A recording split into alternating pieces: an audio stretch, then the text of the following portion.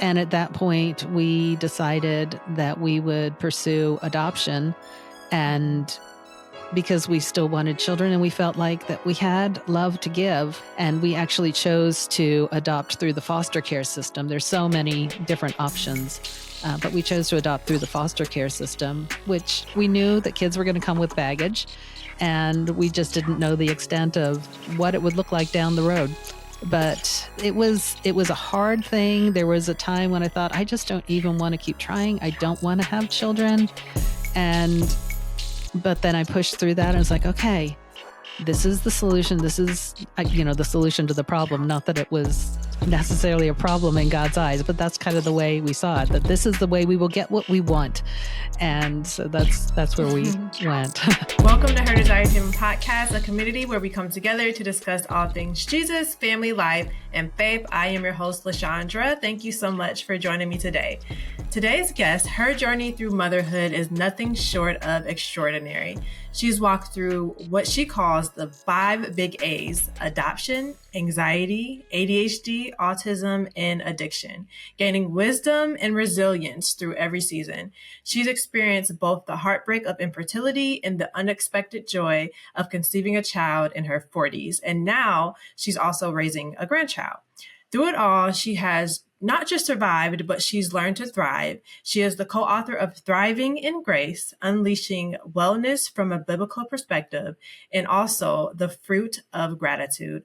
Please welcome Karen Dittman to the show. Thanks. It's great to be here, LaShondra. Hi, Karen. Thank you so much for joining us today. Being a parent, we know that it has its many challenges. It's not easy. It's not easy. So your daughter, I know, struggled with addiction at one point in her life. And as a parent, we hope and pray that our children take a certain path in life. But as they get older, we realize that, hey, God has their own journey mapped out for them. And we kind of have to allow them to go through their own processes.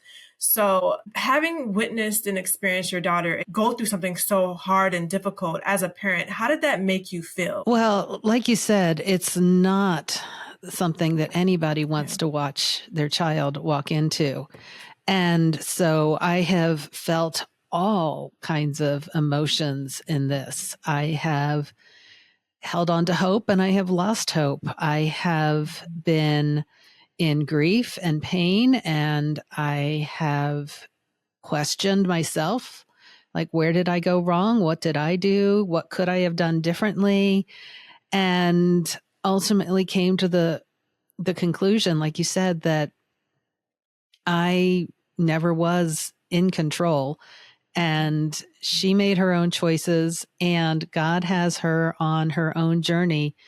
I wouldn't have chosen it for her, but God has worked in it and through it. I know your daughter also experienced like domestic violence and abuse as well. How were you able to kind of help support her through a time like that?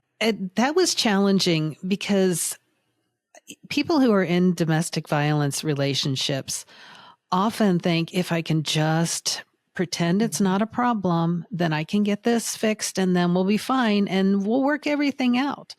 And so for a long time, she actually hid the nature of that relationship. Mm-hmm. And unfortunately, that particular relationship was a big part of what drove her into using some really hard and ugly drugs. And eventually actually living on the street for a couple of years. As far as me and helping and supporting her, what I became aware of was that I could be there for her and I could listen, and whatever she was willing to share, I could support her through. And at the same time, I couldn't fix it for her either. I couldn't fix that. I couldn't fix the addiction. And so, like I said earlier, it was one of these things where I could hold on to hope, but I also couldn't hold on to hope for a time because I didn't know. Yet I realized I couldn't fix it. And when I can't fix it, then I have to trust in God to fix things. And I have to trust in her to come to her senses. Like in the story of the prodigal, Jesus said he came to his senses. I had to trust that she would soon come to her senses and get the help that she needed. But I couldn't do it for her. I couldn't fight that battle for her. Yeah. And I think that's the hardest thing, accepting that you are not in control. Like, God has not given us children to control them, right? They belong to him, right? And so he has to kind of take them through whatever journey they need to go through. We have to kind of surrender our kids to God. You kind of mentioned this a minute ago about how you felt a little guilty or maybe like shame, or, you know, when our kids make bad choices, right? We tend to look at ourselves and think, okay, what did I do, or what did I have changed to have a different outcome? We might blame ourselves for it. How were you able to kind of combat those negative thoughts that you were having? So, you know, there's messaging, and I was homeschooling my daughter, or I did homeschool her and her older brother. So there is just this, not always overt and said out loud, but there's messaging that you do the right things and your kids will turn out okay. You know, you do ABC and you will see XYZ. And the reality is we can do ABC and we don't know the outcome. And so, you know, there's this messaging that if your kids turn out bad, well, then you must have done something wrong as a mom. And then I believe that about myself, because I had grown up always trying to do the right thing, be the good girl, you know, be on the straight and narrow myself.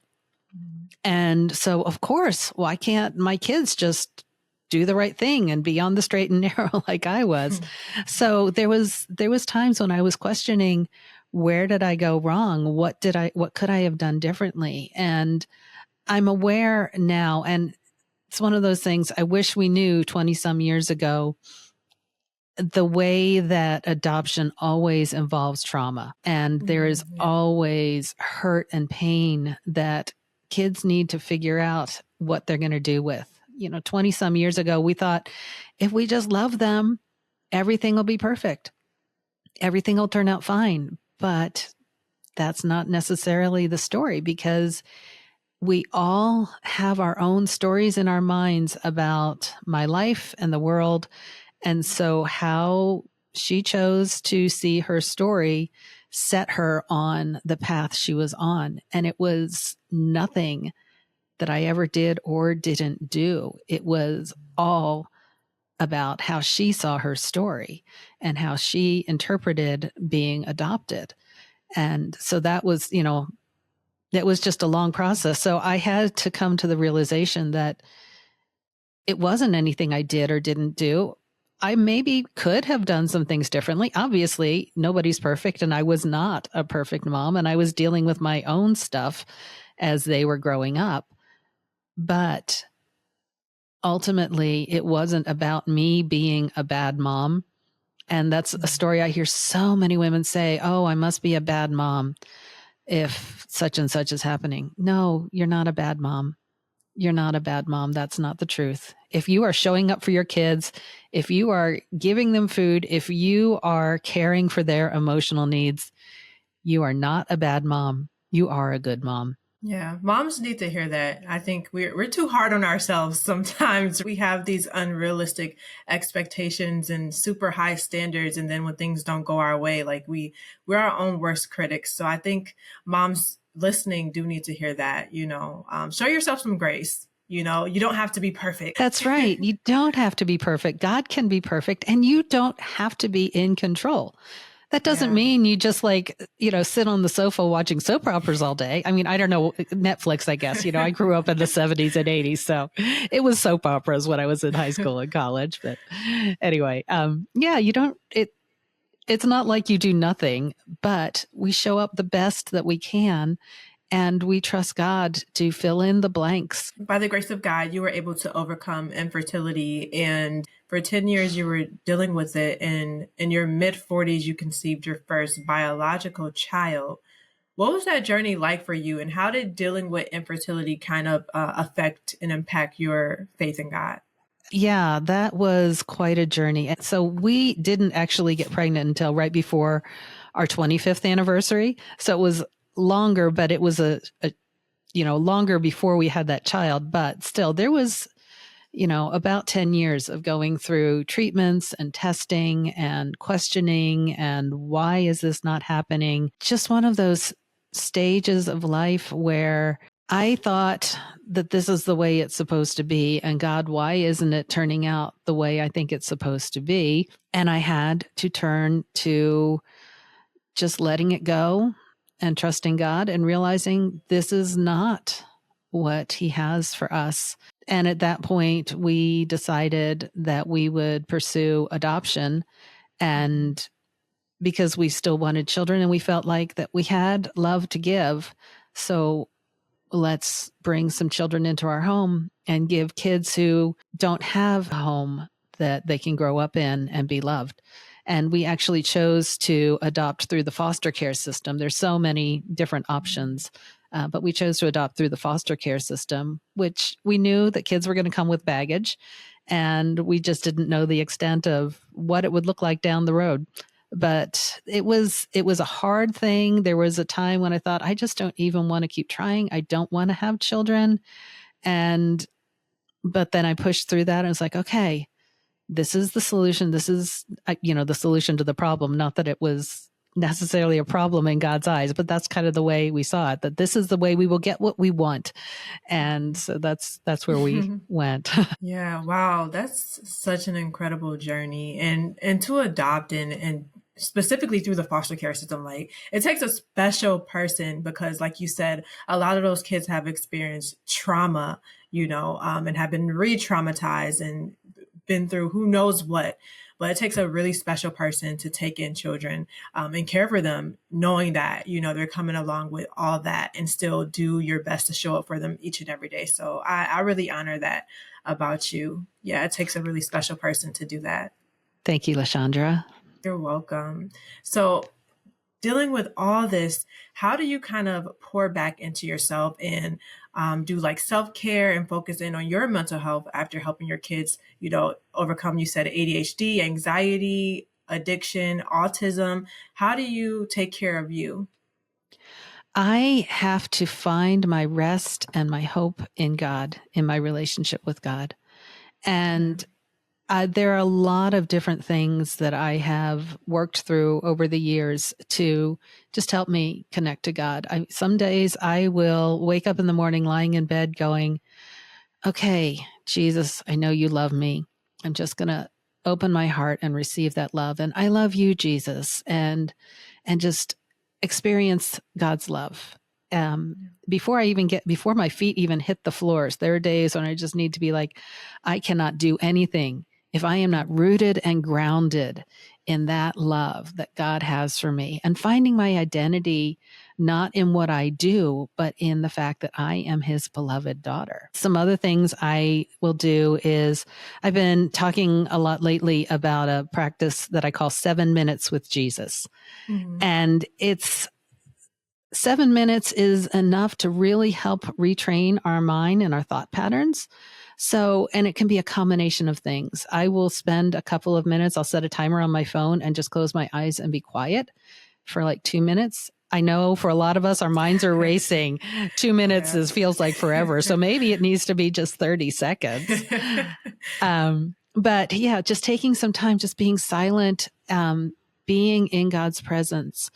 I will read scripture. I just like to read a few verses, like no more than about 3 verses at a time, and let God speak to me. Just what is the one small thing that you have for me in these verses that I can internalize, and just meditate on that. And, I might chew on that throughout the day. I might write down in my journal some thoughts and then be able to come back to them. So there are a lot of practices, but for me, the most important thing is being able to experience God's presence in my life so that I can be really grounded in who I am as His beloved daughter. And then from there, I am resourced and filled and so connected to the presence of the Holy Spirit that I can step into all of the neurodivergent things going on and show up with the peace that everybody needs, somebody to just stay peaceful and calm. And that's something I've had to learn over the years, but I am so grateful that I have done the work to just do these simple practices, even if it's 7 minutes in the morning and 7 minutes at night before I go to sleep. And gratitude is another huge thing. And going beyond the idea of just writing down gratitude lists, which is helpful, but then becoming aware of where God is at work, even in the hard things, and saying, thank you, you're showing up here. Thank you for all that you're doing. So gratitude is another beautiful way to just start to see who God is and where he is working in my life. Yes, I love that. 7 minutes with Jesus. And I do have children who are like neurodiverse as well. So I can definitely relate to you. Like some days I'm laying in the bed and I'm like, God, please help me. God, please help me. Like it's that hard, but I have to talk to him first, or I don't know how I will be able to make it throughout the day. So I think that's very important what you said, to get to God first, before you do anything else, because we need him.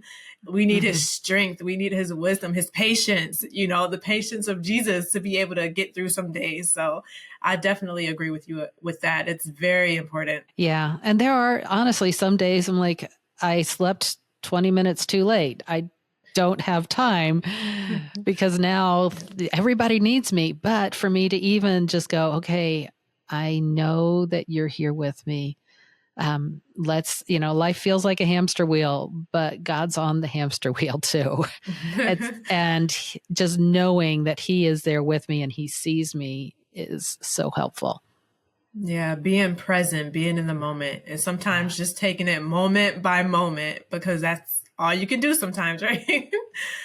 Yes, moment by moment. Yes. So you published your book with your husband, Michael, and it's called Thriving in Grace, Unleashing Wellness from a Biblical Perspective. And then you have another book, and it's called The Fruit of Gratitude. What was or has writing these two books taught you? All of the things that we have put into these books, we have had to live. We've had to walk through them. And I am so grateful that as God showed me what to write, he also gave me opportunities to practice these things. So the Fruit of Gratitude, for example, it's actually a journal. And day by day, for 42 days, there is a scripture about gratitude, a simple question that you can write about, or maybe God brings up something else and whatever comes up, journal about that. But it helped me to learn what I've learned about gratitude, that gratitude comes from being connected to God and knowing his love and goodness. We're not grateful just because the Bible says be thankful. We learn gratitude through our struggles. And so that was something that I've learned walking in writing that book. And we wrote that one in 2020. So that was our COVID project. And then Thriving in Grace, again, God has just taught me as I wrote this and lived it, how to walk in small steps, not trying when I'm aware that there is an area of my life that I want to see changed or he wants to see changed, whether or not I want to change it, but that it can be just small, simple steps, a little at a time, empowered by his grace. And that's how he works in my life. One of the stories I shared in that book is the story of the man at the pool of Bethesda in the Bible. And how when Jesus showed up, he said, just do one thing. Just get up and pick up your mat and leave. He didn't say, okay, and then after this happens, the Pharisees are going to find you and they're going to kick you out of the synagogue. And, and then your parents are going to be called in for questions. Jesus just told him one thing. He said, just take this one step. It wasn't easy. The guy had to really put a lot of faith in, you've got the power to make this happen that I've been trying for decades to change. And so that's kind of the idea for me is this. I've learned to just one simple step at a time, listen and follow where he is calling and be obedient to the one thing instead of trying to see, well, what's this going to look like in 10 years? I've kind of had to let that go and just trust one day at a time, like you said, moment by moment. Yes. And it's hard for the planners that need to every last detail, but sometimes God's not going to give you the rest of the instructions until you do the first thing that he told you to do. So is what I realized. So yeah, sometimes in his kindness, he does give you the opportunity to plan. And sometimes he works in our plans. And I just love how in his grace, he shows up and he meets us where we are.